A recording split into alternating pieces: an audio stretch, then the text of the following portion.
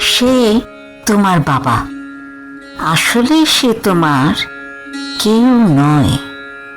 সে তোমার ভাই, আসলে সে তোমার কেউ নয়।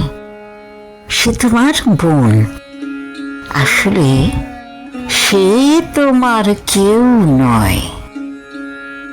সে তোমার মা, আসলে সে তোমার কেউ নয়। তুমি একা।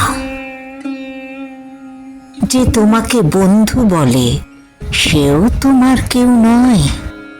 তুমি একা। তুমি যখন কাঁদো, তোমার আঙুল তোমার চোখের জল মুছে দেয়।